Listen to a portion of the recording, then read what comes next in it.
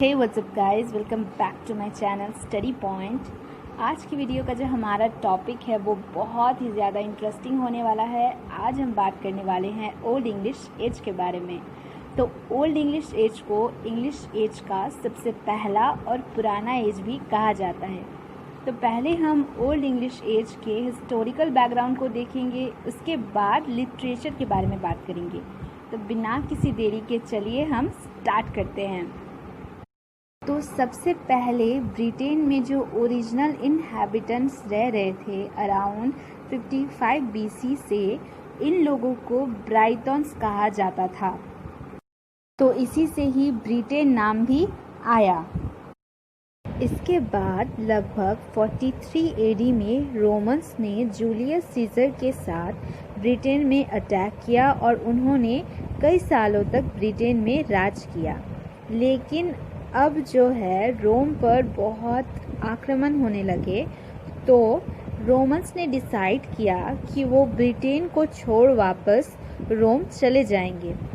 जब Romans Britain को छोड़कर चले गए तो ब्राइथन्स जो थे वो अकेले पड़ गए और उन पर पिक्स नाम की एक जंगली ट्राइब ने आक्रमण करना शुरू कर दिया। तब जो है ब्राइथन्स ने अपनी हेल्प के लिए 410 AD में एक जर्मैनिक ग्रुप को इनवाइट किया अपने ब्रिटेन में कि भैया आप आओ और हमारे साथ रहकर इन पिक्स से लड़ने में हमारी मदद करो। तो इस ग्रुप में 3 ट्राइब्स थी। इन तीनों ट्राइब्स का नाम था एंगल्स, सेक्शंस और जूट्स। तो ये जो जूट्स थे इनकी पॉपुलेशन ना उतनी ज़्यादा नहीं थी और एंगल्स एंड सेक्शन ज़्यादा प्रोमिनेंट रहे। और क्योंकि एंगल्स जो थे वो डोमिनेंट थे, इसलिए आज ब्रिटेन के कुछ पार्ट को इंग्लैंड के नाम से भी जाना जाता है, जो कि एंगल लैंड के मिलने से बना है। तो ये एंग्लो सेक्शन पीरियड या फिर हम कहें ओल्ड इंग्लिश पीरियड 600 साल तक चला, from 410 AD to 1066 AD। So guys, basically old English language जो है वो कॉम्बिनेशन है लैंग्वेजेस की, जिसमें ब्राइथन्स और जर्मनिक ग्रुप ऑफ ट्राइब यानी एंगल, सेक्शन और जूट्स के द्वारा बोली जाने वाली लैंग्वेज है। तो ये था हिस्टोरिकल बैकग्राउंड ओल्ड इंग्लिश की। अब हम बात करते हैं लिटरेचर के बारे में। तो ओल्ड इंग्लिश का जो लिटरेचर है वो पहले ओरली सुनाया जाता था। इन्होंने लिखना बहुत बाद में शुरू किया। इन्होंने एपिक पोइट्रीज लिखी, बाइबल के ट्रांसलेशन लिखे और हिस्टोरीज भी लिखी। तो कुल मिला के तब से लेके आज तक इनके लगभग 400 वर्क्स ही सरवाइव कर पाए हैं।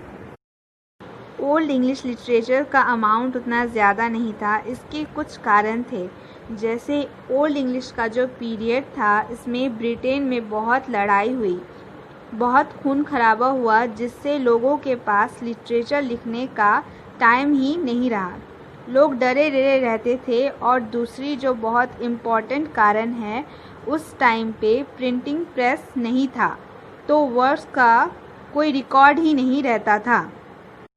तो ओल्ड इंग्लिश लिटरेचर का सबसे पुराना वर्क विडसिथ है, लेकिन ये पूरा नहीं मिला है, ये इनकम्प्लीट है।